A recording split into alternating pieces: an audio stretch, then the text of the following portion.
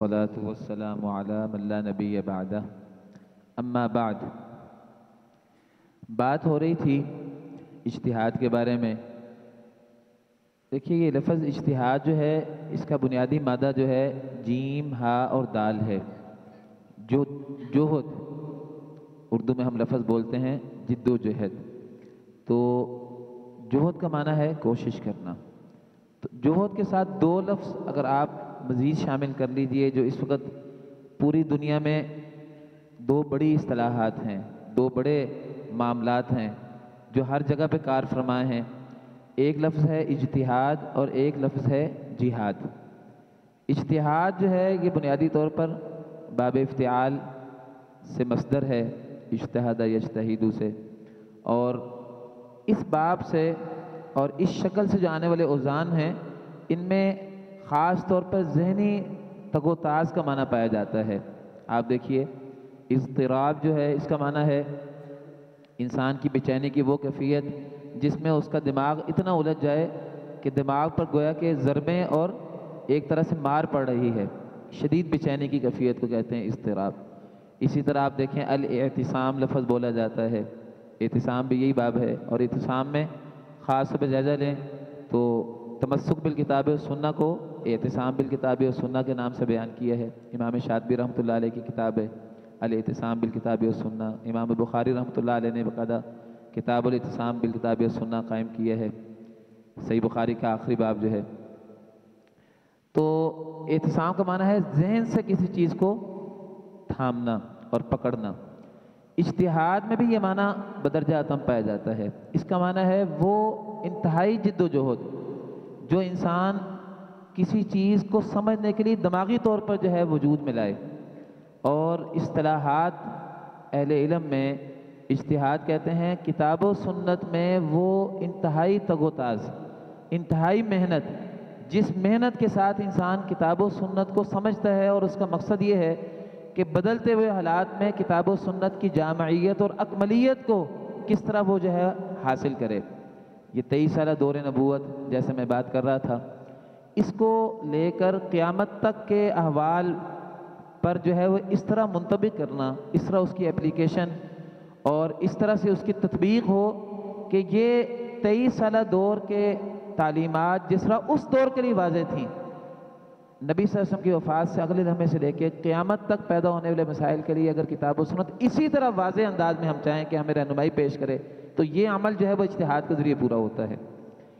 اور اس لیے میں نے اپنی بات کے آغاز میں ہی دین کی اکملیت اور دین کی جامعیت کی بات کو لیا تھا۔ اب اجتہاد وہ واحد چیز ہے جس کے ساتھ دین کی یہ جامعیت اور دین کی یہ اکملیت جو ہے وہ ہمیں حاصل ہو سکتی ہے۔ بات ہو رہی تھی کہ جیسے ہماری نماز، ہمارا روزہ، تمام عبادات میں ہم سنت کے پابند ہیں، اور اہل حدیث کا بنیادی نعرہ ہے اتباع سنت کا۔ اسی طرح ہمارا جو عمل اجتہاد ہے یہ بھی نبی صلی اللہ علیہ وسلم کی سنت سے ماخوذ ہے۔ اگر اللہ کے رسول صلی اللہ علیہ وسلم اجتہاد خود نہ فرمائیں تو ہمارے لیے کوئی طریقہ نہیں ہے کہ ہم اس بات کو معلوم کریں کہ آپ صلی اللہ علیہ وسلم نے کس طرح اجتہاد کر کے دکھایا۔ اس لیے سب سے پہلے مجتہد جنہوں نے اجتہاد اپنے عمل سے پیش کر کے صحابہ کو کر کے دکھایا ہے، نبی صلی اللہ علیہ وسلم خود جو ہے وہ مجتہد ہیں۔ انا انزلنا الیک الکتاب بالحق لتحکم بین الناس بما اراک اللہ، اس پر بات ہو رہی تھی۔ اور تمام اصول فقہ کے، اصول اجتہاد کے ماہرین نے اس آیت کو مرکزی آیت شمار کیا ہے کہ یہ آیت اس بات کی دلیل ہے کہ نبی صلی اللہ علیہ وسلم قرآن و سنت کی روشنی میں صحابہ کے مسائل حل فرمایا کرتے تھے، اور اس میں آپ کا انداز یہ تھا کہ جو مسائل آپ کو صحابہ کے پیش کیا کرتے، آپ اللہ رب العزت کی دی گئی بصیرت جسے ہم عقلی بصیرت کہتے ہیں، سمجھ بوجھ کی بصیرت کہتے ہیں، اس کی روشنی میں اس کو حل فرمایا کرتے تھے بما اراک اللہ، اس روشنی میں جو اللہ رب العزت نے اللہ کے رسول صلی اللہ علیہ وسلم کو بصیرت دی، جو آپ کو ظاہر ہوتا آپ پیش فرماتے۔ لیکن جب بات انسان اپنے دماغ سے، اپنی عقل سے کرے گا تو سیدھی سی بات ہے انسان کی عقل میں غلطی کا بھی امکان ہے۔ یہی وجہ ہے کہ نبی صلی اللہ علیہ وسلم نے جب اجتہاد فرمایا، آپ کے اجتہاد میں بسا اوقات جو ہے درستگی کو آپ نے پایا، جیسے بات کے مجتہدین پاتے ہیں، بسا اوقات آپ کے اجتہاد میں آپ نے درستگی کو نہیں پایا، اور اس کی مثالیں قرآن پاک میں جا بجا موجود ہیں۔ یا ایھا النبی لم تحرم ما احل اللہ لک عفى الله عنك لما اذنت لهم حتى يتبين لك الذين صدقوا وتعلم الكاذبين۔ ما کان لنبی ان یکون لہ اسری حتی یسخن فی الارض تریدون عرض الدنیا واللہ یرید الآخرہ۔ سورۃ انفال کی آخری آیات جو اساری بدر کے بارے میں نازل ہوئیں، اس میں اللہ کے رسول صلی اللہ علیہ وسلم نے حضرت ابوبکر رضی اللہ تعالیٰ عنہ کے فہم کو جو ہے ترجیح دی، حضرت عمر رضی اللہ تعالیٰ عنہ کی رائے دوسری تھی۔ تو اللہ رب العزت نے اس کے اوپر بھی جو ہے استصواب فرمایا اور اس کی درستی فرمائی۔ اسی طرح حدیثوں میں بھی اس کی مثالیں موجود ہیں۔ حضرت عبداللہ ابن مکتوم رضی اللہ تعالیٰ عنہ آپ صلی اللہ علیہ وسلم پر تشریف لائے اور اجازت مانگتے تھے کہ مجھے اجازت دی جائے، میں نبینہ آدمی ہوں، درمیان میں جب میں مسجد کی طرف آتا ہوں تو علاقہ بھی ایسا ہے کہ مجھ پہ کوئی حملہ کر سکتے ہیں جانور، درندے وغیرہ۔ اللہ کے رسول صلی اللہ علیہ وسلم نے ان کو اجازت دے دی تھی، لیکن جب وہ واپس پلٹے تو اللہ کے رسول نے ان کو بلایا اور کہا کہ تم اذان کی آواز سنتے ہو؟ من سمع النداء فلم یجب فلا صلاۃ لہ۔ نبی صلی اللہ علیہ وسلم کا ارشاد ہے، آپ کے پیش نظر یہ بات آ گئی کہ جو اذان سننے کے بعد آ کے مسجد میں نماز نہیں ادا کرتا اس کی تو نماز ہی نہیں ہوتی۔ جب آپ نے پہلے ان کو اجازت دے دی تو اللہ کے رسول صلی اللہ علیہ وسلم کی اجازت کے بعد جب واپس پلٹے تو نبی صلی اللہ علیہ وسلم کو خود احساس ہوا یا پھر اللہ رب العزت کی طرف سے تصویب ہوئی، فرشتہ جو ہے وہ فوراً آ کے تنبیہ کرتا ہے، یہ نبی کو خود احساس ہو جاتا ہے۔ یہ دونوں انداز موجود ہیں۔ تو اللہ کے رسول صلی اللہ علیہ وسلم نے کہا کہ اذان کی آواز تمہیں سنائی دیتی؟ کہاں سنائی دیتے؟ کہاں کہانا پڑے گا۔ اب غور کرنے کی بات ہے کہ دونوں باتوں میں سے پہلی بات وہی نہیں تھی، ورنہ وہی میں غلطی نہیں ہو سکتی۔ ہر صورت میں آپ صلی اللہ علیہ وسلم نے اپنی فہم و بصیرت کے مطابق ایک رائے پیش کی جو اللہ رب العزت نے آپ کو بصیرت عطا فرمائی تھی، اور اس کے بعد اس میں جو ہے وہ آپ کو خود احساس ہو گیا یا آپ صلی اللہ علیہ وسلم کو وحی کے ذریعے جو ہے وہ اللہ رب العزت نے استصواب فرمایا۔ بہرحال ایک بات واضح ہے کہ نبی کا جو اجتہاد ہے وہ نتیجتاً آخر کار بہرحال وحی بن جاتا ہے۔ ان هو الا وحی یوحی، اس کا معنی جو ہے ایک تو یہ ہے کہ اللہ کے رسول صلی اللہ علیہ وسلم وحی کے بغیر بولتے ہی نہیں ہیں، لیکن اہل علم نے اس کا یہ معنی صرف بیان نہیں کیا۔ اہل علم کے ہاں اس کے دو معنی ہیں، یا تو یہ ہے کہ اللہ کے رسول صلی اللہ علیہ وسلم بیان کریں تو وحی نازل ہو تو آپ بیان کریں، اور ایسا بھی بے شمار اوقات ہوتا ہے کہ نبی صلی اللہ علیہ وسلم جو ہے بما اراک اللہ کی روشنی میں اپنی رائے بیان کر دیتے ہیں، لیکن آپ رائے بیان کرنے کے بعد جو ہے پھر اللہ رب العزت کی طرف سے وحی کی صورت میں یا آپ کو خود احساس ہوتا ہے آپ اپنی رائے کو تبدیل فرما لیتے ہیں۔ یہ دونوں صورتیں جو ہیں وہ موجود ہیں۔ ایک مشہور واقعہ ہے، اللہ کے رسول صلی اللہ علیہ وسلم نے حدود حرم میں یہ جو گھاس اور جڑی بوٹیاں وغیرہ ہیں ان کو کاٹنے سے منع فرمایا تھا، لیکن غالباً حضرت عبداللہ بن عباس رضی اللہ تعالیٰ عنہ ہیں، فرمانے لگے الا الازخر یا رسول اللہ صلی اللہ علیہ وسلم، وہ جو ہے نا فلانی بوٹی جو ہے اس کو اللہ کے رسول اجازت دیجیے، ہماری ضرورت اس کے بغیر پوری نہیں ہوتی۔ اللہ کے رسول صلی اللہ علیہ وسلم فرمایا الا الازخر۔ اب یا تو یہ الا الازخر کی جو بات ہے یہ نبی صلی اللہ علیہ وسلم نے اجتہاد سے فرمائی تھی، یا یہ ہے کہ ویسے اجتہاد ہی محسوس ہوتا ہے، چونکہ اگر وحی کی روشنی میں بیان فرمائی ہوتی تو پہلے ہی بات میں شامل ہونا چاہیے تھا اس کو۔ بہرحال اللہ کے رسول صلی اللہ علیہ وسلم کے مثالیں کافی ساری ہیں۔ امام الحرمین جوینی نے البرہان میں بڑی تفصیل سے نبی صلی اللہ علیہ وسلم کے اجتہاد کو بڑی مثالیں دے کے واضح کیا ہے۔ ایک مثال اور میرے ذہن میں آ رہی ہے، صحیح مسلم میں مشہور واقعہ ہے، اللہ کے رسول صلی اللہ علیہ وسلم نے حضرت ابو ہریرہ رضی اللہ تعالیٰ عنہ کو اپنے دونوں جوتے جو ہے وہ دے کر بھیجا تھا، من قال لا الہ الا اللہ دخل الجنہ، کہ جاؤ یہ بات جا کر لوگوں کو بیان کر دو۔ اب جوتے اس لیے دیے تھے کہ یہ بات ایسی ہے کہ اگر صرف لا الہ الا اللہ کہنے سے جو ہے وہ جنت ملتی ہو تو لوگ تو عمل نہیں کریں گے، تو اس بات کا آپ کو بھی احساس تھا کہ یہ بات ایسی ہے کہ ابو ہریرہ رضی اللہ تعالیٰ عنہ کی اس بات سے معارضت ہوگی۔ اب ابو ہریرہ رضی اللہ تعالیٰ عنہ آپ کے دونوں جوتے لے کے گئے ہیں، رستے میں سب سے پہلے ان کی ملاقات حضرت عمر رضی اللہ تعالیٰ عنہ سے ہو گئی۔ یہ واقعہ لمبا ہے، صحیح مسلم میں آپ بغیچے میں تھے اور حضرت ابو ہریرہ جو ہے وہ تلاش کرتے کرتے پہنچے، وہاں لومڑی کی طرح سمٹ کے جو ہے وہ نالی میں سے داخل ہوئے، حدیث لمبی ہے۔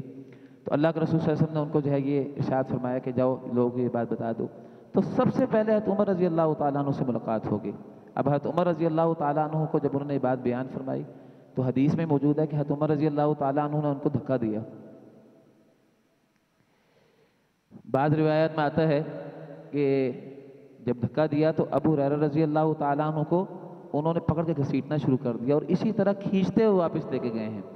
یہ روایات کے تمام طرق اکٹھے کر لیں، بڑی باتیں ہیں اس میں عجیب، یہاں تک کہ نبی صلی اللہ علیہ وسلم کا پہنچے۔ بعض احادیث میں بعض طرق میں اس بات کی وضاحت موجود ہے کہ ابو ہریرہ رضی اللہ تعالیٰ عنہ کو اتنا دکھ ہوا کہ جیسے بچہ پھوٹ پھوٹ کر روتا ہے، ہچکیاں اس کو لگ جاتی ہیں، اس طرح جو ہے وہ رو رہے تھے. یعنی ان کے ساتھ آپ دیکھیے جو معاملہ ہوا، نبی صلی اللہ علیہ وسلم نے ان کو بھیجا اور وہ اللہ کے رسول صلی اللہ علیہ وسلم کے جوتے مبارک جو ہیں وہ لے کے گئے ہیں. لیکن ابو ہریرہ رضی اللہ تعالیٰ عنہ کو یہ بات کہنے کا موقع نہیں ملا. حضرت عمر رضی اللہ تعالیٰ عنہ جو ہیں ان کو لے آئے. اب اللہ کے رسول صلی اللہ علیہ وسلم سے آ کے سوال انہوں نے کیا کہ کیا یہ بات آپ نے اس کو فرمائی ہے کہ جا کے لوگوں کو بیان کر دیں؟ نبی صلی اللہ علیہ وسلم نے فرمایا کہ ایسا ہی ہے. تو حضرت عمر رضی اللہ تعالیٰ عنہ نے فرمایا یا رسول اللہ صلی اللہ علیہ وسلم، یہ بات جو ہے بیان کرنا جو ہے وہ حکمت کے منافی ہے، لوگ عمل کرنا چھوڑ دیں گے. نبی صلی اللہ علیہ وسلم نے ان کی اس بات کو قبول فرمایا اور پھر اس معاملے کو وہیں رہنے دیا. اب اندازہ کیجئے کہ نبی صلی اللہ علیہ وسلم جو ہیں ان کے سامنے کیا یہ پہلو موجود نہیں تھا پہلے سے؟ اصل بات ہے آپ صلی اللہ علیہ وسلم کے سامنے بلغوا انی ولو آیا والا پہلو تھا کہ جاؤ بات بتاؤ تاکہ وہی کی ذمہ داری پوری ہو جائے. لیکن دعوتی حکمت عملی کے اعتبار سے یہ چیز نقصان دہ ہو سکتی ہے. اس پہلو کو اس وقت آپ نے اپنے پیش نظر نہیں رکھا. حضرت عمر رضی اللہ تعالیٰ عنہ کی طرف سے استصواب ہو گیا. تو نبی کا اجتہاد یا وہی سے اس کے استصواب ہوتا ہے، اس کو فنی اصطلاح میں استصواب کہتے ہیں. استصواب صاد کے ساتھ، صواب کا معنی ہے درستگی. تو نبی کا جو اجتہاد ہے اس کی درستگی اللہ تعالیٰ کرواتے ہیں. اس کی کئی شکلیں ہیں، 4 کے قریب شکلیں بیان کی ہیں اہل علم نے. یا اللہ رب العزت جو ہے وہ خود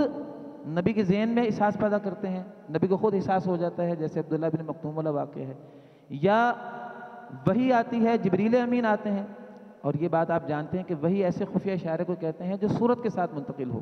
یعنی اس میں ٹائم نہیں لگتا، 1 آدھ سیکنڈ میں ساری بات ہو جاتی ہے، جو بات نبی کو القاء بھی ہو جاتا ہے اور نبی کی طرف جو ہے ساری بات آ کے نبی تک پہنچ بھی جاتی ہے. یا یہ صورت ہوتا ہے کہ کوئی صحابی اس کو بیان کرتا ہے، جیسے حضرت عمر رضی اللہ تعالیٰ عنہ، حضرت ابو ہریرہ رضی اللہ تعالیٰ عنہ کی اس بات سے اختلاف کیا اور اس بات کو اللہ کے رسول نے قبول فرما لیا. تو آپ صلی اللہ علیہ وسلم کے جو اجتہادات ہیں ان کی بڑی مثالیں ہیں. تو اس کی مثالیں اگر آپ نے دیکھنی ہو تو میں نے ذکر کیا ہے کہ آپ خاص طور پہ کتاب البرہان کو ضرور دیکھیے. اسی طرح المستصفیٰ غزالی کی جو ہے اس کو ضرور دیکھ لینا چاہیے. پھر صحابہ اکرام جو ہیں وہ بھی اجتہاد کیا کرتے تھے، یہ بھی بات بھی ذہن میں رکھنی چاہیے آپ کو. یعنی نبی صلی اللہ علیہ وسلم کی زندگی میں یہ عمل اجتہاد اتنی کثرت سے ہوا ہے کہ اسی سے جو ہے وہ بعد ازاں علماء نے اور علماء اصول نے اجتہاد کی بنیادی قوانین اخذ کیے ہیں. جیسے عربی زبان پہلے پریکٹس میں موجود تھی، بعد میں انہی عملی چیزوں کو سامنے رکھ کے جو ہے جب تدوین کے مراحل سے جو ہے وہ عربی زبان گزری، اس کے قواعد بن گئے. اسی طرح جو ہے عمل اجتہاد جو نبی صلی اللہ علیہ وسلم نے اپنی سنت سے پیش کیا تھا، اسی کو بعد میں لے کے علماء اجتہاد نے اس کی روشنی میں علم استدلال، اصول اجتہاد کے قوانین جو ہیں وہ وضع فرمائے ہیں. صحابہ اکرام کے اجتہاد کی بڑی مثالوں میں سے حضرت معاذ بن جبل کا سے متعلقہ جو مشہور روایت ہے، اگرچہ محدثین نے اس پر کلام بھی کیا ہے، من ناحیت السند بھی اس کے اوپر کلام ہے، من ناحیت المعنی اور مفہوم اس میں بھی اس کے بعد مفاہیم پر کلام ہے. اللہ کے رسول صلی اللہ علیہ وسلم نے ان کو جب بھیجا، جیسے کہ اس روایت میں موجود ہے، تو آپ نے پوچھا تھا کہ کیسے فیصلہ کرو گے، تو انہوں نے کہا کتاب اللہ سے، پھر سنت رسول اللہ سے، پھر اس کے بعد جو ہے اجتہد برأیی کے لفظ ہیں. اس روایت کے یہ مفاہیم جو میں نے بھی بیان کیے کہ جب ایک مسئلہ کتاب و سنت میں واضح نہ ہو تو اس صورت میں مجتہد نے کوشش کر کے اپنی سمجھ و بصیرت سے اس مسئلے کو حل کرنا ہے. اصول وہ ہوں گے جو نبی صلی اللہ علیہ وسلم کی سنت سے اس نے اخذ کیے. آپ صلی اللہ علیہ وسلم کے عمل اجتہاد میں جو اصول جو ہے موجود تھے، صحابہ ان کو فطری طور پہ اسی طرح سیکھ رہے تھے جس انداز میں انہوں نے تجوید سیکھی. کہنے کو تو تجوید کی پہلی کتاب جو ہے یہ مکی القیسی نے الرعایا کے نام سے لکھی ہے، 200-250 سال بعد وجود میں آئی ہے. نحو کی پہلی کتاب یا صرف کی پہلی کتاب ابو الاسد دوئلی جو ہیں انہوں نے ترتیب دی ہے. علم قراءات کی پہلی کتاب اگر آپ لائیں وہ بھی 200-250 سال بعد آئی ہے. علم اصول حدیث کی پہلی کتاب لائیں تو ابو الحسین رام ہرمزی کی کتاب ہے المحدث الفاصل بین الراوی والواعی، یہ 360 میں فوت ہوئے ہیں. اصول فقہ کی پہلی کتاب اگر لائیں یا اصول اجتہاد کی پہلی کتاب لائیں تو امام شافعی کی رسالہ جو ہے اس کو بنیادی کتاب کا درجہ دیا جاتا ہے. امام شافعی کا سنہ وفات 204 ہجری ہے. تو اندازہ کر لیں اس سے پہلے تک یہ چیزیں فطری طور پر اسی طرح منتقل ہو رہی تھیں جس طرح علم تجوید منتقل ہوا. صرف اتنا ہوا ہے کہ مدونین نے ان چیزوں کو لے کر قواعد کی صورت دے دی. تصورات پہلے موجود تھے، ان تصورات کو جب قواعد کی شکل دے دی تو اس کی روشنی میں جو ایک پورا فن وجود میں آیا ہے، اس فن کا نام جو ہے وہ علم استدلال ہے. اسی کا دوسرا نام علم اجتہاد ہے، یا اسے جو ہے اصول اجتہاد کہہ لیجئے. اسی کو علم اصول فقہ کا نام بھی دیا جاتا ہے. یہ وہی فن ہے جس کی بنیادیں جو ہیں محدثین اکرام نے جیسے تحقیق حدیث میں فن حدیث کے علم کو مرتب کر کے پیش کی ہیں. استدلال کس طرح ہوگا اس کے ضابطے اور قوانین کیا ہوں گے؟ محدثین اکرام نے، امام شافعی رحمۃ اللہ علیہ محدثین میں بنیادی اور مرکزی آدمی ہیں، آپ جانتے ہیں، انہوں نے اس کے لئے کو وہاں سے بیان کیا۔ ایک چھوٹی سی بات جو ہے میں چاہتا تھا کہ مزید اس کا یہاں اضافہ کر دیا جائے۔ نبی صلی اللہ علیہ وسلم کے اجتہاد کی بات آ رہی تھی، تو دیکھیے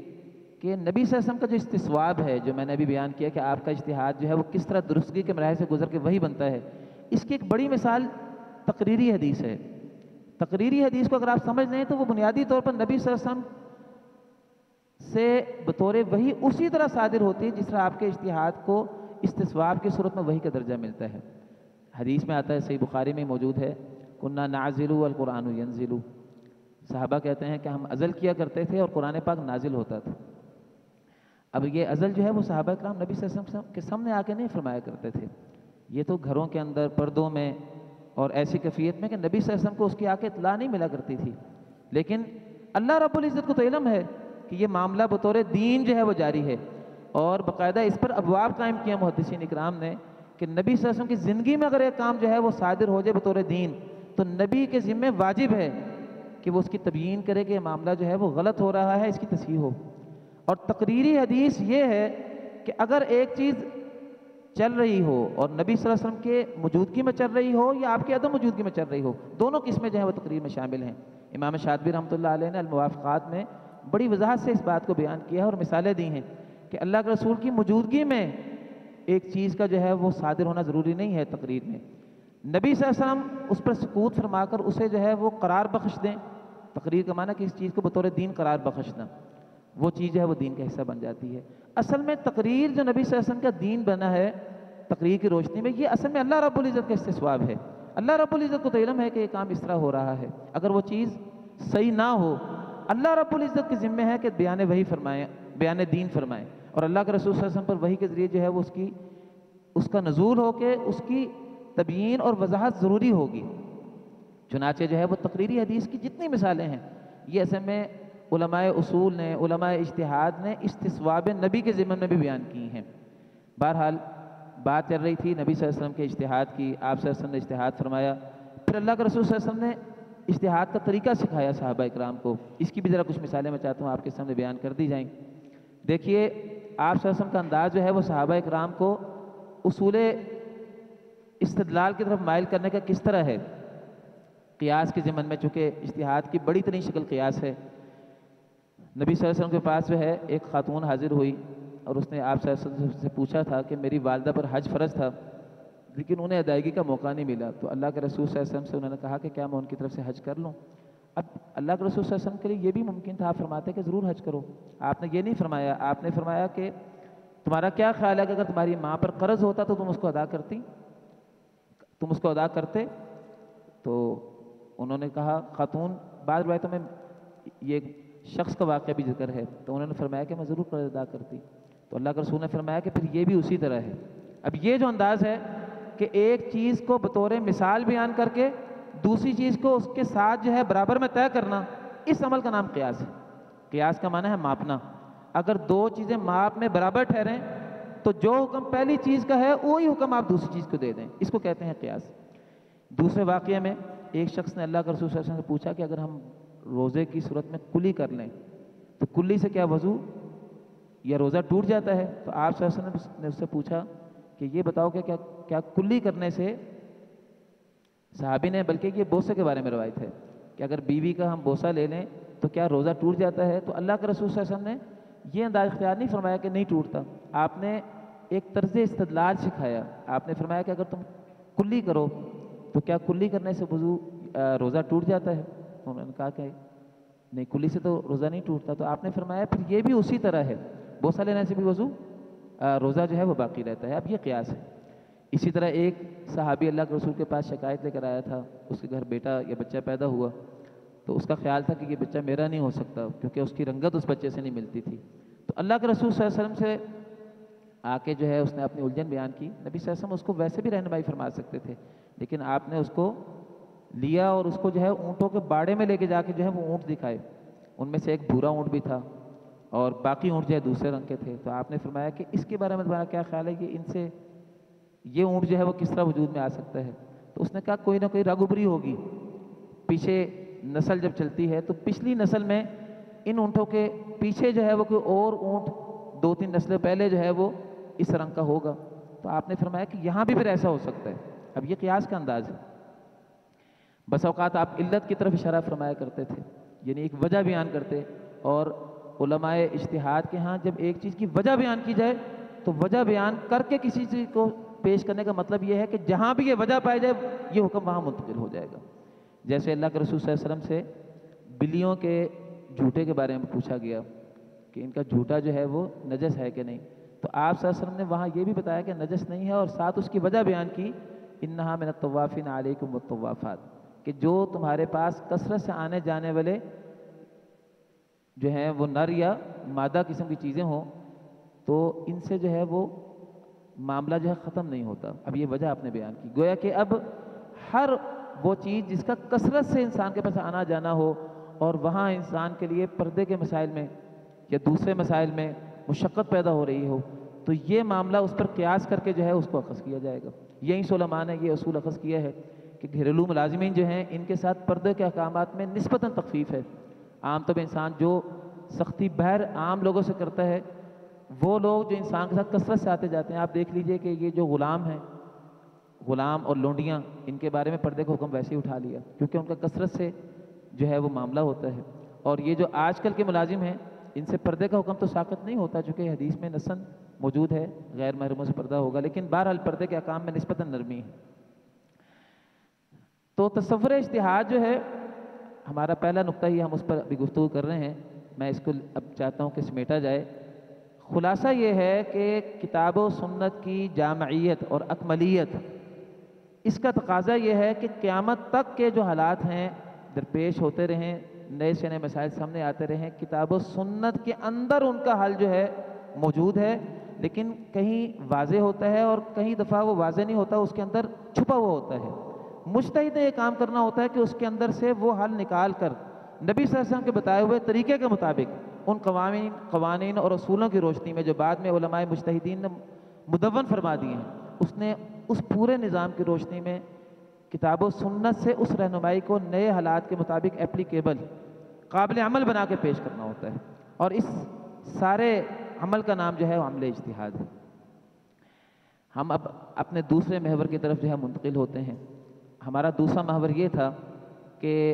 شروع ادوار میں جب نبی صلی اللہ علیہ وسلم دنیا سے تشریف لے گئے، صحابہ کرام کے زمانے میں بھی زیادہ ابھی جو ہے تطور اور تمدن کا پھیلاؤ نہیں ہوا. زیادہ پھیلاؤ شروع ہوا ہے جب دنیا کے اندر وسعت پیدا ہونا شروع ہوئی ہے. آدھی دنیا تک حضرت عمر رضی اللہ تعالیٰ عنہ کے زمانے میں اسلام پھیل گیا، حضرت عثمان رضی اللہ تعالیٰ عنہ کے زمانے میں مزید فتوحات ہو رہی تھیں. تو زیادہ نئے سے نئے حالات جب سامنے آنا شروع ہوئے تو طرح طرح کے نئے حالات کی روشنی میں جو ہے اب نئے مسائل کے حل کے لیے جو ہے صحابہ کرام میں جو ہے ایک پورا عمل جو ہے وہ جاری ہوتا ہے. اب صحابہ کرام میں دو طرح کے ذوق کے لوگ موجود تھے، جیسے آج بھی ہر زمانے میں اس طرح ہی معاملہ ہے. کچھ لوگ کا حافظہ اچھا ہوتا ہے، کچھ لوگ فہم و فراست میں اچھے ہوتے ہیں. صحابہ کرام میں عام طور پر فہم و فراست میں جن صحابہ کا نام نمایاں طور پر لیا جاتا ہے ان میں حضرت عبداللہ بن مسعود رضی اللہ تعالیٰ عنہ فہم و فراست میں نمایاں ہیں. اسی طرح حضرت عائشہ رضی اللہ تعالیٰ عنہ، اسی طرح حضرت عمر رضی اللہ تعالیٰ عنہ. اس قسم کے جو صحابہ ہیں، عبداللہ بن عباس بھی ان میں شامل ہیں، اللہ کے رسول نے ان کو دعا دی تھی اللہم فقہہ فی الدین. تو یہ صحابہ عام طور پر فہم و فراست میں، دین کی بصیرت میں، نئے پیدا شدہ مسائل کے اندر ان کی اجتہادی آراء جو ہیں بڑے ہمیں جو ہے وہ زور شور سے ملتی ہیں. حضرت علی رضی اللہ تعالیٰ عنہ بھی ان میں شامل ہیں. کچھ صحابہ ایسے ہیں جن کا جو ہے حافظہ زیادہ اچھا ہے، ان کی توجہ زیادہ حفظ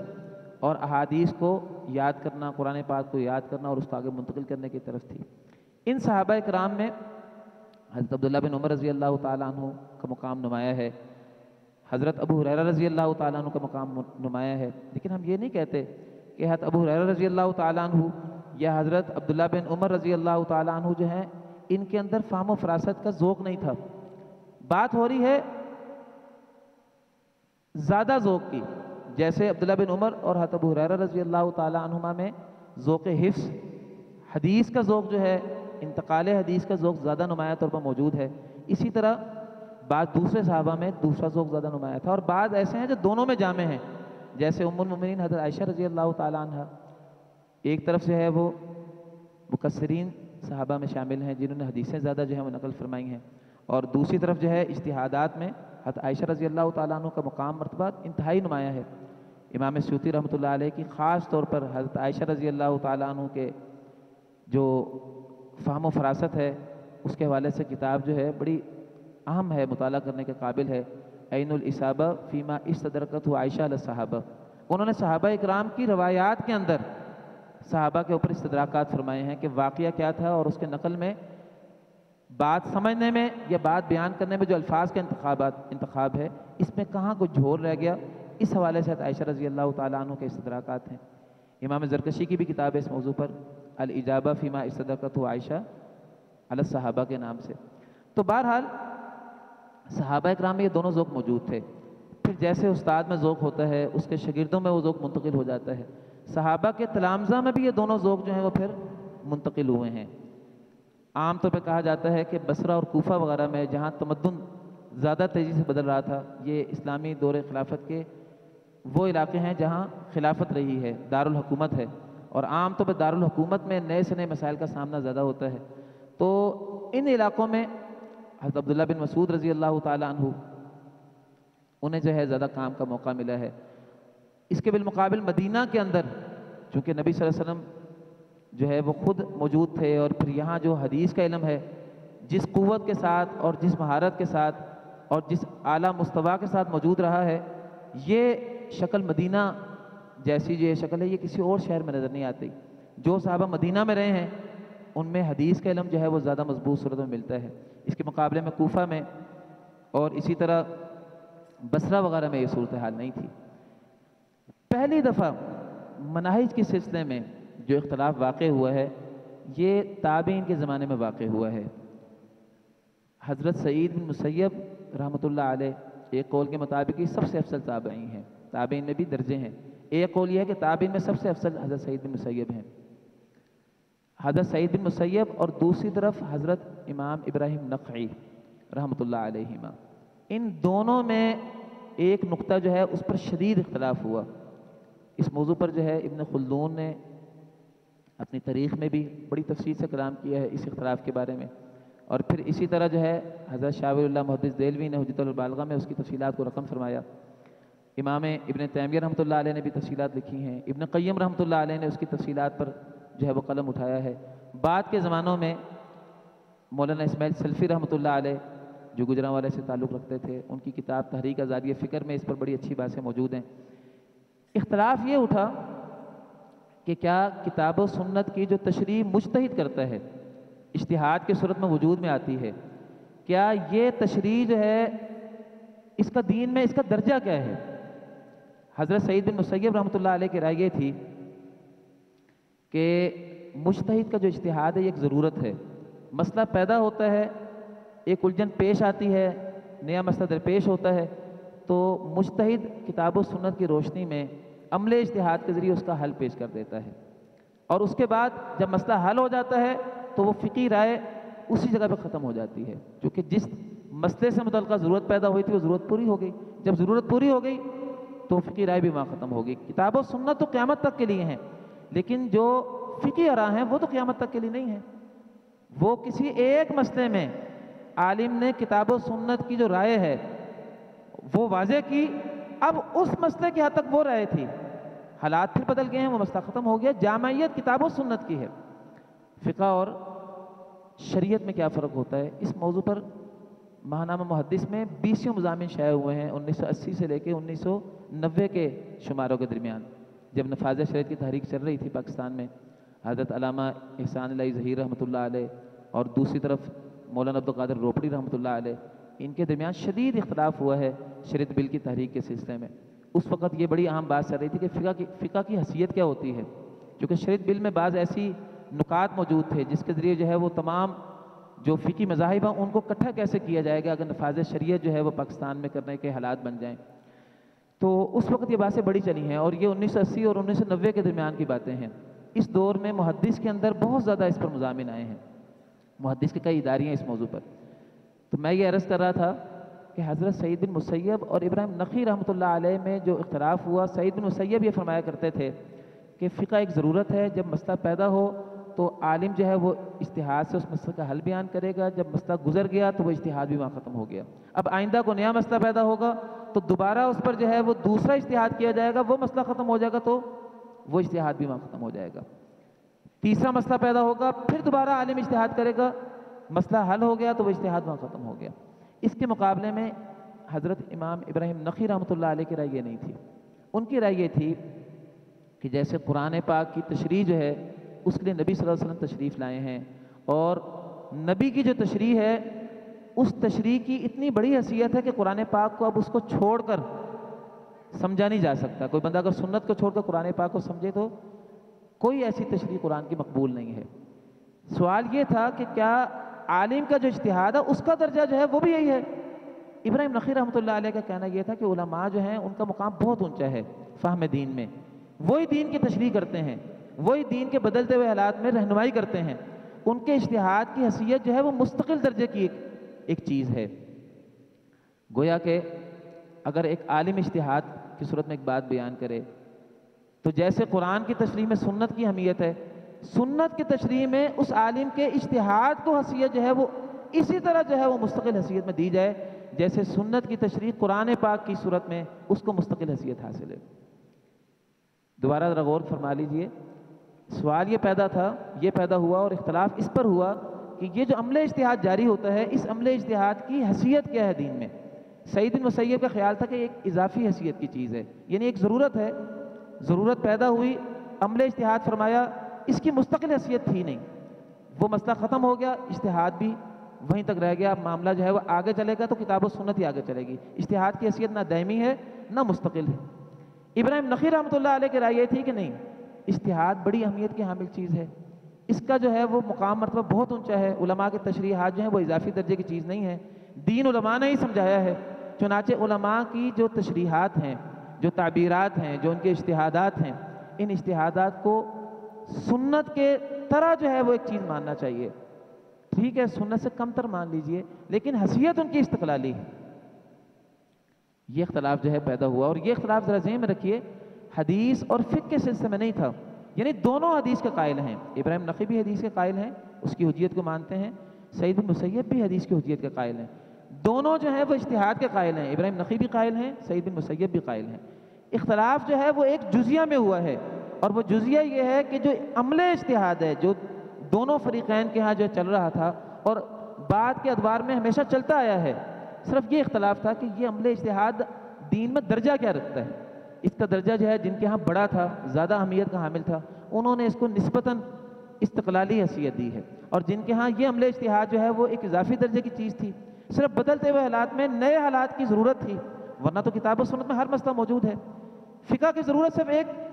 ضرورت کی حد تک جو ہے وہ تکمیل کی تھی، ضرورت پوری ہو گئی، کتاب و سنت دائمی حیثیت میں موجود ہیں۔ اگر ہم فقہ کو بھی حیثیت استقلالی دے دیں تو ایک سوال تو ضرور پیدا ہوتا ہے، پھر کتاب و سنت کی دائمی حیثیت فقہ کو بھی حاصل ہو گئی، فقہ کو بھی استقلالی حیثیت حاصل ہونی چاہیے۔ دوسرا ایک اور الجھن بھی پیدا ہوگی کہ کتاب و سنت دائمی بھی ہیں اور جامع بھی ہیں، جیسے کہ میں نے ختم نبوت کو مفاہیم میں آپ کے سامنے رکھا۔ اگر فقہ کو حیثیت دائمی دی جائے، مستقل حیثیت دی جائے، سنت کی طرح حیثیت دی جائے تو سنت جامع بھی ہے اور دائمی بھی ہے، تو کیا فقہ جو ہے وہ بھی بدلتے ہوئے حالات میں بھی باقی رہے گی؟ اگر باقی رہے گی تو تقلید کا مسئلہ پیدا ہوگا، اور اگر وہ جامع بھی ہو، یعنی اب ایک بندے کی حد تک رائے پیش کی ہے مجتہد نے، اب اگر اس شخص کے علاوہ تمام لوگ جو ہیں ان کے لیے بھی وہ رائے ہے، تو اس کا مطلب یہ ہے کہ جو مقام مرتبہ سنت اور قرآن کا تھا وہ درجہ جو ہے وہ فقہ کو عملاً حاصل ہو جائے گا۔ یہ اختلاف جو ہے وہ اتنا بڑا کہ یہاں سے دو مکاتب فکر وجود میں آئے ہیں۔ پہلا مکتب فکر حضرت سعید بن مسیب سے جو وجود میں آیا، بعد میں اس کا نام اہل الحدیث، اہل الاثر دونوں نام ملتے ہیں، اور دوسرا مکتب فکر جو وجود میں آیا یہ اہل الرائے، اہل القیاس کا مکتب فکر جو ہے اس کی بنیاد بنی ہے۔ یہ بات یاد رکھیے کہ جو بعد میں نتائج نکلے ہیں یہ دونوں شخصیات ان نتائج کے حامل یا قائل نہیں تھے، بے شمار نتائج ایسے ہیں جو بعد میں وقت کے ساتھ ساتھ لوگوں نے مزید نتائج نکالے ہیں، بنیادی اختلاف یہاں سے پیدا ہوا تھا۔ امام سعید بن مسیب کے شاگرد امام مالک ہیں، امام مالک کے شاگرد امام شافعی ہیں، امام احمد بن حنبل امام شافعی کے شاگرد ہیں، پھر ائمہ محدثین امام بخاری، امام مسلم وغیرہ، یہ تمام آگے جو ہیں امام احمد بن حنبل یہ امام بخاری کے شاگرد ہیں، امام ترمذی نے بھی امام بخاری سے پڑھا، امام مسلم نے بھی امام بخاری سے پڑھا، امام نسائی نے بھی امام بخاری سے پڑھا، یہ پورا جو ہے مکتب فکر اس کے نمایاں افراد یہ ہیں۔ دوسری طرف ابراہیم نخعی جو ہیں ان کے شاگرد امام حماد بن سلیمان ہیں، اور ان کے شاگرد امام ابو حنیفہ نعمان بن ثابت رحمۃ اللہ علیہ، ان کے شاگرد امام ابو یوسف، امام محمد، امام ظفر رحمۃ اللہ علیہ۔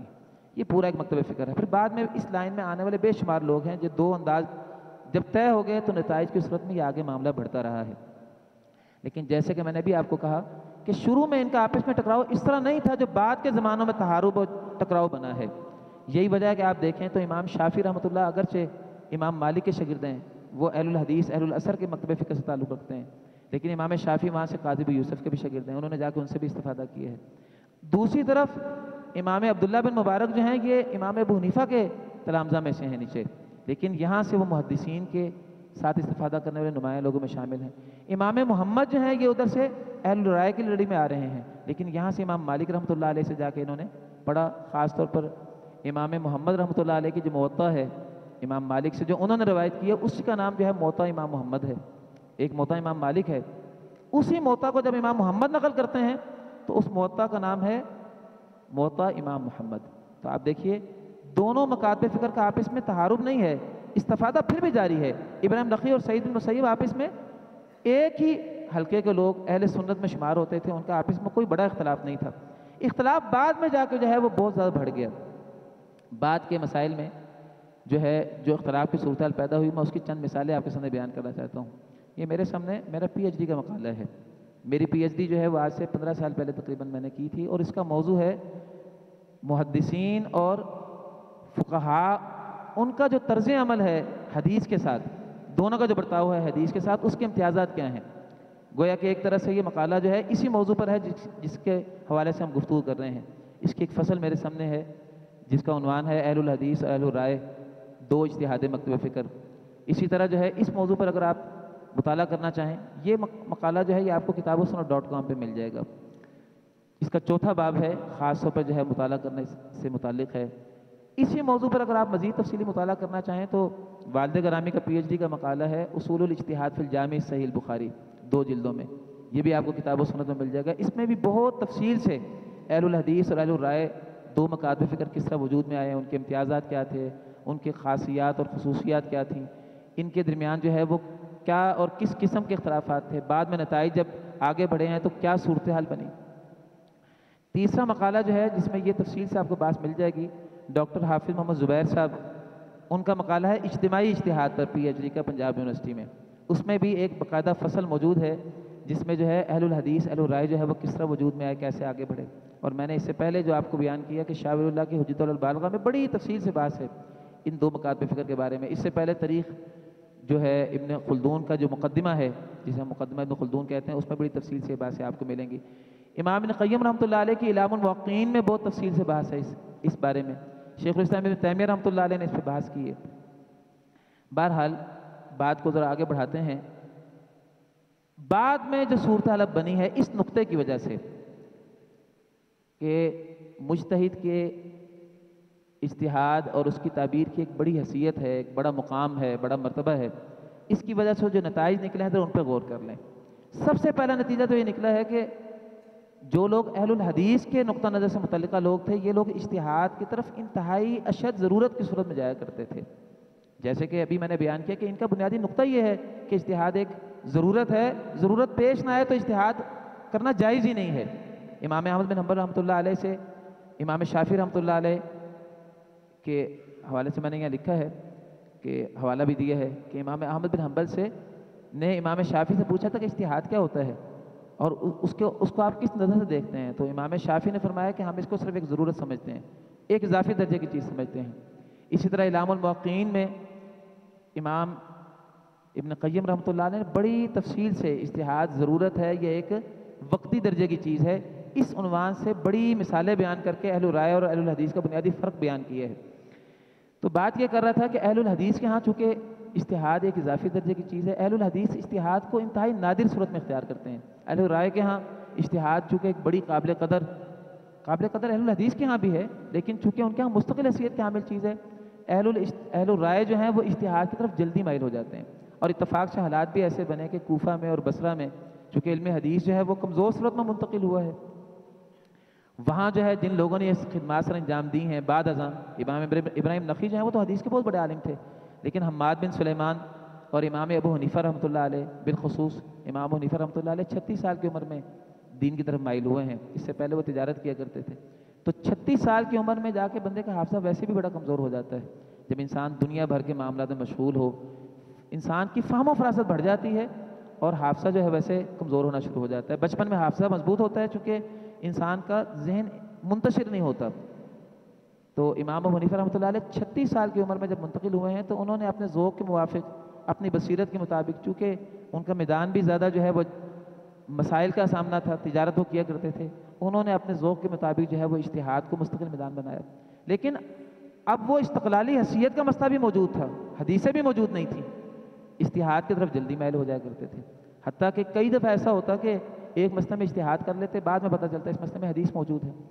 اہل الحدیث نے اتنی احتیاط برتی ہے کہ ایک ایک حدیث کے لیے سینکڑوں ہزاروں میل دور کا سفر کر کر کے ایک ایک مسئلے کو اکٹھا کیا ہے، وہ اجتہاد کی طرف انتہائی نادر صورت میں، انتہائی مجبوری کی صورت میں جو ہے منتقل ہوتے ہیں۔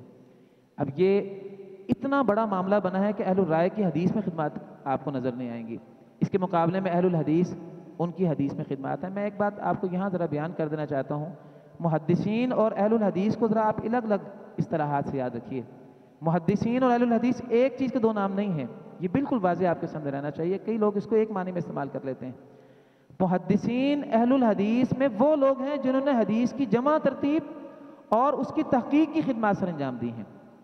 یہ اصل میں ایک فن کے ماہرین کا نام ہے، جس فن سے کا تعلق ہے فن حدیث سے۔ محدثین سے مراد وہ لوگ ہیں جو نقل روایت اور تحقیق روایت کے کام میں انہوں نے زندگی بسر کی ہے۔ اہل الحدیث سے مراد محدثین میں وہ لوگ ہیں جو فقہاء کے طور پر جو ہے وہ منظر عام پر آئے ہیں۔ شاہ ولی اللہ محدث دہلوی نے بعد میں ان لوگوں کا جو نام تجویز کیا، وہ کہتے ہیں ان کو فقہائے محدثین کہنا چاہیے۔ محدثین میں تمام لوگ جو ہیں وہ فقہاء نہیں ہیں کہ انہوں نے اجتہاد کیا ہو، جیسے حدیث کی سندوں میں کتنے سارے راوی آتے ہیں، یہ سارے جو ہیں یہ مجتہد نہیں ہوتے، بعض صرف ایسے ہیں جو راوی ہیں، جیسے مسند کی تعریف جو ہے وہ اگر رسول حدیث کی کتابوں کے شروع میں دیکھیں تو وہاں لکھا ہوا ہے کہ مسند اس شخص کو کہتے ہیں جو اپنی سند سے ایک بات بیان کرے، برابر ہے کہ اس کو اس بیان کردہ چیز کا علم جو ہے وہ ہو یا نہ ہو، یعنی اجتہاد تو بات کی بات ہے، اس چیز کا مفہوم کا جاننا بھی ضروری نہیں ہے محدثین کے ہاں، اگر وہ اس کو محفوظ صورت میں منتقل کر سکے تو کافی ہے۔ اور اصول حدیث میں فہم و فراست کی تو بات ہی نہیں آتی، ہاں روایت سے متعلقہ جو فہم و فراست ہے وہ تو اصول حدیث کا حصہ ہے، لیکن جس کو استخراج اور استنباط کہتے ہیں یہ محدثین کے فن کا حصہ نہیں ہے، یعنی فن محدثین میں اس کے متعلقہ اصول و ضابطے بیان نہیں ہوتے، یہ فن استدلال اور فن اجتہاد کا موضوع ہے۔ تو محدثین میں وہ لوگ جو اجتہاد میں بھی نمایاں ہوئے ہیں، میری مراد امام مالک ہیں، امام سعید بن مسیب ہیں، امام شافعی ہیں، امام احمد بن حنبل، آپ دیکھیں یہ سارے محدثین ہیں، لیکن دوسری طرف سے یہ فقہاء ہیں، ائمہ ثلاثہ یہ جو ہیں آپ دیکھیے فقہی مذاہب کے بھی بانی ہیں، اس کے بعد پھر امام بخاری ہیں، یہ عام طور پر جو کبار محدثین ہیں یہ فقہاء محدثین ہیں۔ تو اہل الحدیث سے مراد فقہاء محدثین ہیں، وہ لوگ ہیں جنہوں نے حدیث کی مہارت کے ساتھ ساتھ استدلال اور استنباط کے اندر جو ہے محنتیں فرمائی ہیں۔ تو اب جو مسائل جو ہیں وہ سامنے آئے ہیں، ذرا ان کے حوالے سے میں اشارتاً چاہتا ہوں کہ باتیں بیان کرتے جائیں۔ ایک مسئلہ جو بعد میں پیدا ہوا ہے، تدوین اصول فقہ میں جو اہل الرائے تھے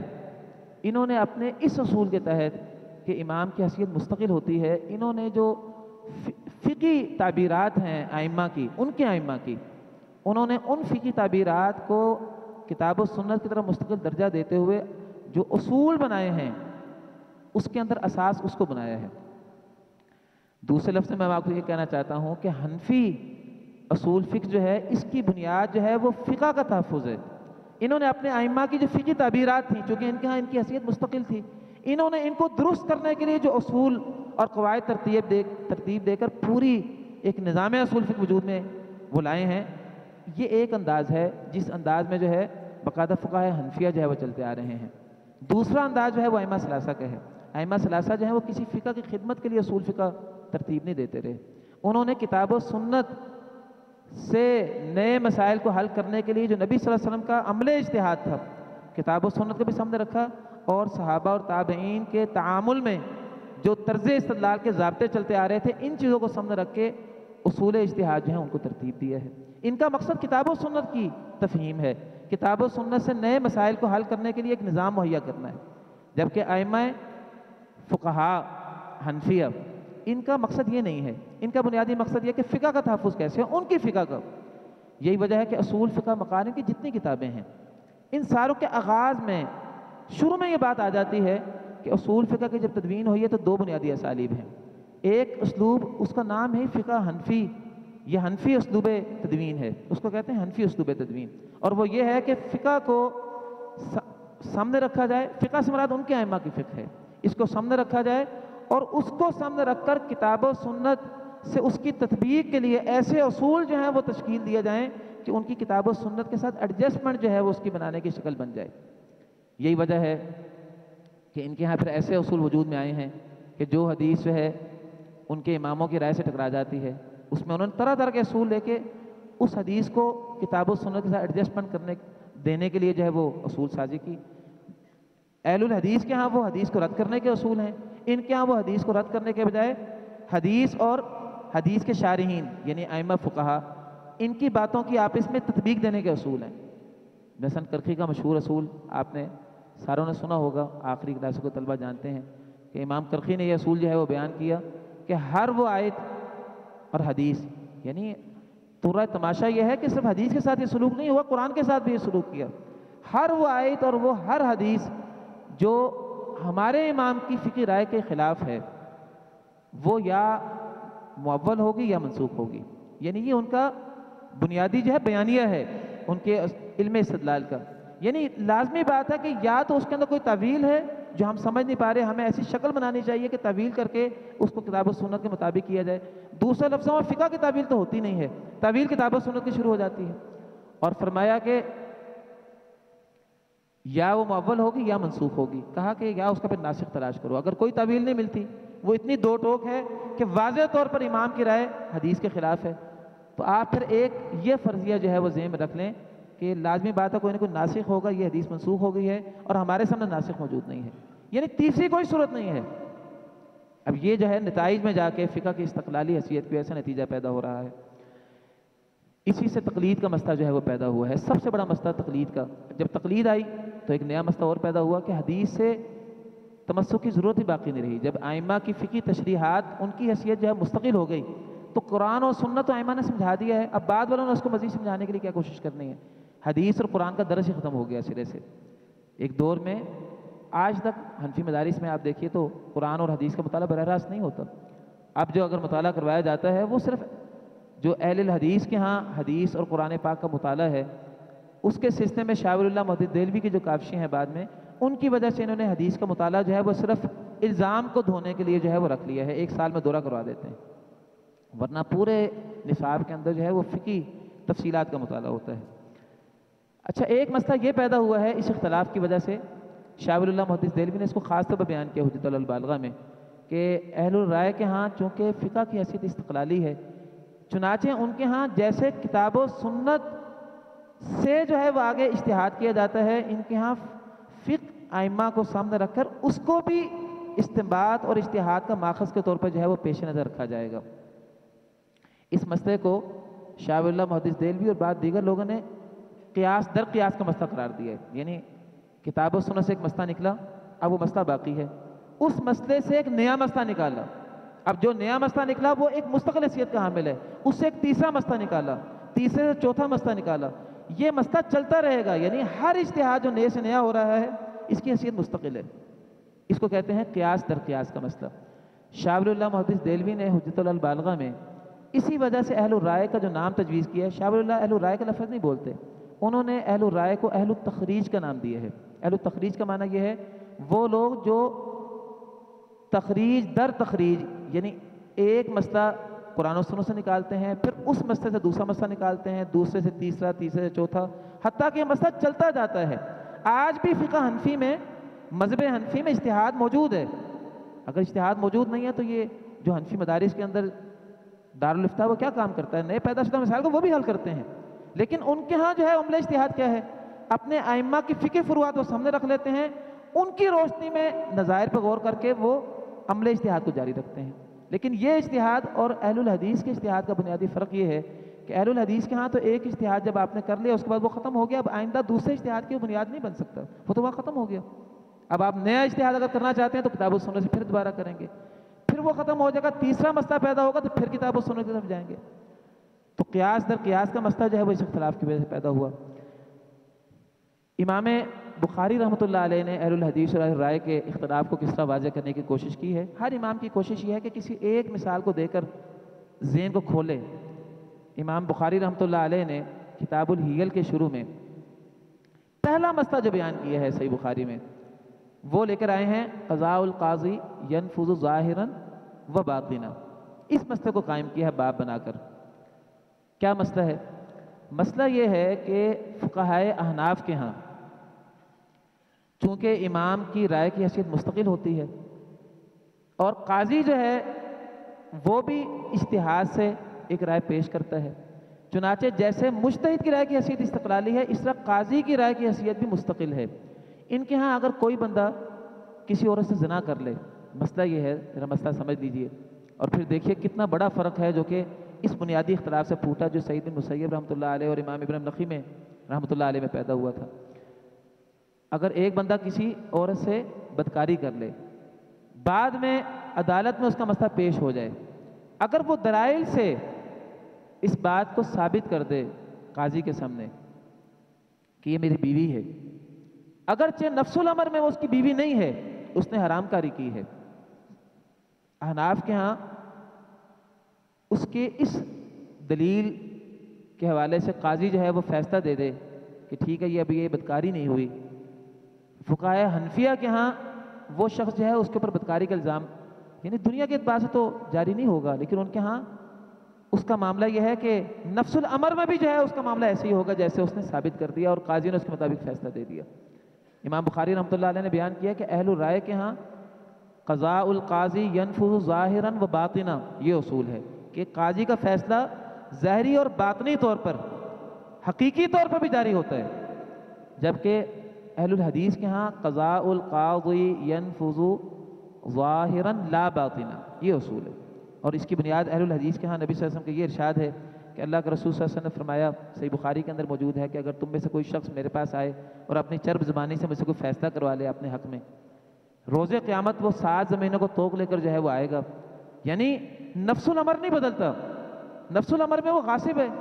ٹھیک ہے قاضی نے اپنے ظاہر کے مطابق فیصلہ دیا، قاضی غلطی بھی کر سکتا ہے اور قاضی کے اس فیصلے سے وہ زمین اس کے لیے حلال نہیں ہوگی جو اس نے غصب کر کے لی ہے۔ اسی طرح وہ عورت جس کے ساتھ اس نے جو ہے وہ پہلے معاملہ بدکاری کا کیا، اب قاضی کے فیصلے سے اب اس عورت سے استمتاع تب بھی ناجائز اور حرام رہتا ہے۔ فقہائے حنفیہ کے ہاں وہ اس کے لیے اب اس کی بیوی کے درجے میں وہ بن جاتی ہے، قاضی کا وہ فیصلہ ظاہراً بھی نافذ ہوگا اور باطناً بھی نافذ ہوگا۔ یہ مثال بڑی واضح ہے اس بات کو سمجھنے کے لیے کہ اجتہاد کی حیثیت کیا ہے۔ امام بخاری نے اس چیز سے اس کو بیان کرنے کی کوشش کی ہے۔ آپ اگر اصول فقہ کی کتابوں میں قول صحابی میں آ جائیں، صحابی کے قول کی حیثیت کیا ہے، تو امام ابو حنیفہ رحمۃ اللہ علیہ اور اسی طرح ایک رائے امام احمد بن حنبل کی بھی ہے، ان دونوں کے ہاں صحابی کا جو اجتہاد ہے وہ حجت ہے۔ امام احمد بن حنبل جو ہیں وہ حجت کیوں کہتے ہیں، اس کی وجہ اور ہے۔ احمد بن حنبل رحمۃ اللہ علیہ چونکہ اثر کے اور حدیث کے بہت پابند ہیں، ان کے ہاں صحابی کی بات چاہے اجتہاد کے مرتبے میں آ جائے، وہ کہتے ہیں کہ صحابہ کی جو بات ہے وہ نبی صلی اللہ علیہ وسلم کے براہ راست شاگرد تھے، اس لیے ان کی بات میں احتیاط یہ ہے کہ اس سے انحراف نہ کیا جائے، ان کی وجہ تو اتباع سنت کا مسئلہ ہے۔ لیکن امام ابو حنیفہ رحمۃ اللہ علیہ اس مسئلے میں ان کی رائے یہ ہے کہ چونکہ اجتہاد کی حیثیت مستقل ہوتی ہے، ان کے اساتذہ اور اساتذہ کی رائے ہے، حماد بن سلیمان بھی اسی رائے کے حامل تھے، ان کے سب سے بڑے استاد یہی ہیں، اور ابراہیم نخعی جو ہیں وہ بھی اسی رائے کے قائل ہیں۔ وہ فرماتے ہیں کہ چونکہ صحابی جو ہے جب وہ ایک رائے پیش کرتا ہے اس کا اجتہاد جیسے اجتہاد کی حیثیت مستقل ہے تو صحابی کے اجتہاد کی حیثیت بھی تو مستقل ہوگی، چنانچہ صحابی کا اجتہاد جو ہے وہ حجت ہے قرآن اور حدیث کی طرح، جبکہ امام شافعی اور امام مالک رحمۃ اللہ علیہ دونوں کے ہاں جو ہے وہ صحابی کا اجتہاد حجت نہیں ہے۔ یہ مسئلہ بھی وہیں سے پیدا ہوا ہے۔ آخری مسئلہ بیان کر کے ہم بات کو جو ہے وہ ختم کرنے کی طرف بڑھتے ہیں۔ ایک بڑا مشہور مسئلہ ہے مسئلہ اکراہ، فقہ میں اس کی بڑی مثالیں آتی ہیں۔ فقہائے حنفیہ کے ہاں ایک شخص جو ہے اگر جبر کی صورت میں وہ طلاق دے دے، جبری طلاق جو ہے ان کے ہاں جو ہے، چونکہ طلاق دینے والا شخص جو ہے وہ اجتہاد کرنے والے شخص کی مثل ہے، ایک چیز کو وہ جاری کرتا ہے، جیسے قاضی ایک چیز کو جاری کرتا ہے اور ان کے ہاں قاضی کا فیصلہ ظاہراً اور باطناً چلتا ہے، ان کے ہاں طلاق دینے والا شخص جو ہے اگرچہ جبر کی صورت میں طلاق کیوں نہ دے رہا ہو، لیکن اس کی بات جو ہے وہ ایک اہمیت کے حامل ہے، اس کو جو ہے وہ زائد نہیں شمار کیا جا سکتا، ان کے ہاں مکرہ شخص کی طلاق جو ہے واقع ہوگی، اہل الحدیث کے ہاں مکرہ شخص کی طلاق واقع نہیں ہوگی، اس کی بنیاد بھی یہی مسئلہ ہے، بلکہ یہ وہی مسئلہ ہے جس کی بنیاد پر امام مالک رحمۃ اللہ علیہ کو بڑی سخت تکلیف سے گزرنا پڑا تھا۔ امام مالک رحمۃ اللہ علیہ جو ہیں انہوں نے اپنے زمانے میں اس معاملے میں آزاد رائے اختیار کی تھی کہ حاکم کی جو بیعت ہے اس مسئلے میں جو ہے ان کی رائے جو ہے مختلف تھی، لیکن چونکہ امام مالک کی اپنی رائے جو ہے وہ طلاق مکرہ کے بارے میں مختلف تھی، جبری چیزوں کے بارے میں اہل الحدیث کے ہاں بالکل نقطہ نظر مختلف ہے، ان کے ہاں وہ چیز واقع نہیں ہوتی، لیکن امام ابو یوسف رحمۃ اللہ علیہ چونکہ فقہ میں ان کی رائے موجود تھی طلاق مکرہ کے بارے میں، امام مالک رحمۃ اللہ علیہ چونکہ پس منظر میں یہ اختلاف چل رہا تھا، امام مالک رحمۃ اللہ علیہ کو آزمائش کا سامنا ہوا، یہاں تک کہ ان کی داڑھی موڑی گئی، ان کا چہرہ جو ہے وہ کالا کیا گیا، اور ان کے ساتھ جو ظلم زیادتی ہوئی وہ اسی مسئلے کی وجہ سے۔ بہرحال باتیں لمبی ہو گئی ہیں، ہم نے 5 محاور پر بات کرنی تھی، جن میں سے ایک تصور اجتہاد ہے کیا، اور پھر اجتہاد جب شروع ہوا تو اجتہادی مناہج جو ہیں وہ کس طرح وجود میں آ گئے، اس سلسلے میں بات کرتے کرتے ہم نے اہل الحدیث اور اہل الرائے کے بارے میں کچھ باتیں آپ کے سامنے رکھی ہیں۔ مجھے ضروری محسوس ہوتا ہے کہ ایک مسئلہ میں آپ کو مزید بیان کروں، وہ بڑا اہم مسئلہ ہے تعارض الادلہ کا، مختلف الحدیث کا۔ فقہائے حنفیہ کے ہاں اگر 2 حدیثیں آپس میں ٹکرا جائیں تو ان کے ہاں اصول جو ہے وہ بالکل مختلف ہے فقہائے محدثین سے۔ فقہائے محدثین کے ہاں قرآن کی 2 آیتیں ہوں یا 2 حدیثیں ہوں یا قرآن یا حدیث اگر آپس میں ٹکرا جائیں تو وَلَوْ كَانَ مِنْ عِنْدِ غَيْرِ اللَّهِ لَوَجَدُوا فِيهِ اخْتِلَافًا كَثِيرًا، کیونکہ وحی میں اختلاف ہو ہی نہیں سکتا۔ ان کے ہاں جو ہے پہلی کوشش یہ کرنی چاہیے کہ تطبیق دی جائے، کہ دونوں چیزیں جہاں قابل عمل ہو جائیں ان کی ایڈجسٹمنٹ بن جائے، اگر یہ شکل نہ بن سکے تو ان کے ہاں پھر نسخ جو ہے اس کی طرف آنے کی کوشش کی جائے گی۔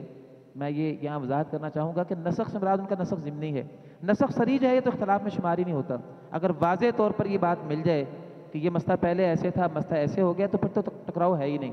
نسخ ضمنی سے مراد یہ ہے کہ 2 حدیثیں بظاہر ٹکرا رہی ہیں، دونوں میں تطبیق بھی نہیں بن رہی، اب ہیں تو دونوں وہی، دونوں صحیح بھی ہیں، تو اس صورت میں کوئی تطبیق کی شکل نکالنی چاہیے۔ تو فقہا کا پھر انداز یہ ہے کہ اگر تطبیق نہ ہو سکے تو وہ یہ کہتے ہیں کہ دیکھیں کہ ان میں سے مقدم التاریخ اور مؤخر التاخیر کا جائزہ لیا جائے۔ اب اگر ایک پہلے کی بات ہو، ایک بعد کی بات ہو، تو وہ اس کو ایک قرینہ سمجھ کر اندازہ قائم کرتے ہیں کہ یہ چیز پھر منسوخ ہوگی، چونکہ 2 حدیثیں آپس میں ٹکرا تو سکتی نہیں ہیں، قرآن اور حدیث میں ٹکراؤ ہو نہیں سکتا، تو وہ پھر نسخ ضمنی کی طرف آتے ہیں۔ یہاں یہ بات یاد رکھیے کہ اگر کسی مسئلے کے بارے میں تطبیق نہ ملے اور ایک عالم جو ہے اس میں نسخ ضمنی کے قول کو اختیار کر لے، کوئی دوسرا شخص اس میں تطبیق کی صورت پیدا کر دے، ٹائم نہیں ہے میں آپ کو اس کی مثالیں بیان کر کے وہ نہ بتاتا کہ یہ باقاعدہ ایسا کئی مثالوں میں ہوا ہے، تو اس صورت میں پھر تطبیق کو نسخ پر مقدم کیا جائے گا محدثین کے اصول کے مطابق، ان محدثین کی رائے کو نہیں لیا جائے گا جو تطبیق کو نہ جان سکے اور پھر نسخ کی طرف آئے، چونکہ یہ نسخ صریح نہیں ہے، یہ نسخ اجتہادی ہے، مجتہد نے اپنے اجتہاد سے تطبیق دینے کی کوشش کی ہے، اور یہ اجتہاد اس کا ایک مجبوری پر تھا کہ دونوں ایڈجسٹ نہیں بیٹھ رہی تھی، اگر ایڈجسٹمنٹ بن جائے تو پھر تطبیق مقدم ہوگی۔ اشارہ کر دیتا ہوں صرف، یہاں چونکہ اہل علم بھی بیٹھے ہیں، ایک مسئلہ سنگی لگانے والے کا روزہ جو ہے وہ ٹوٹے گا کہ نہیں ٹوٹے گا، اس بارے میں دونوں حدیثیں موجود ہیں۔ صاحب مشکات نے اس کے اوپر رائے اختیار کی ہے کہ بعد والا جو معاملہ ہے حضرت جابر رضی اللہ تعالیٰ عنہ کا،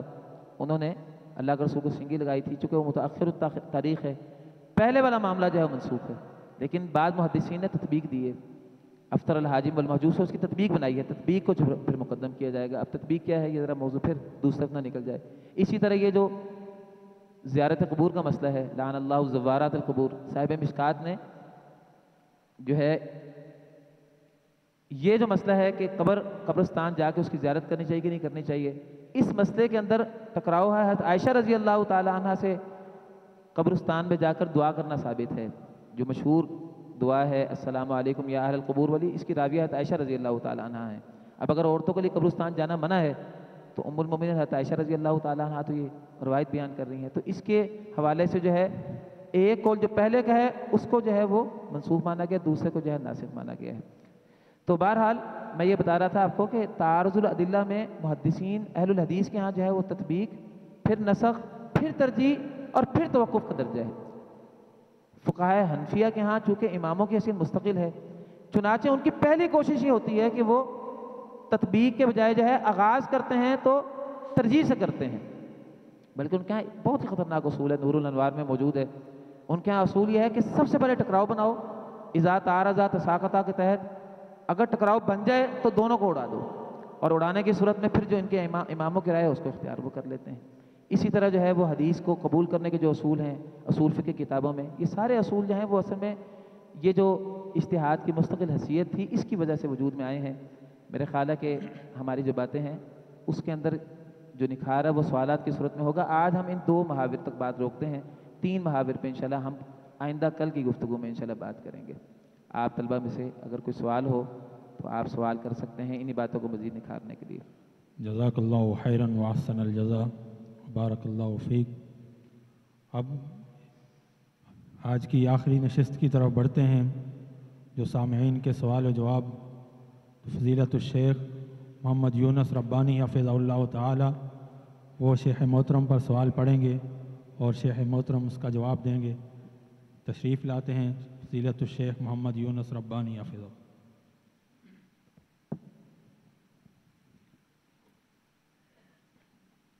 الحمد للہ وحدہ والصلاة والسلام علی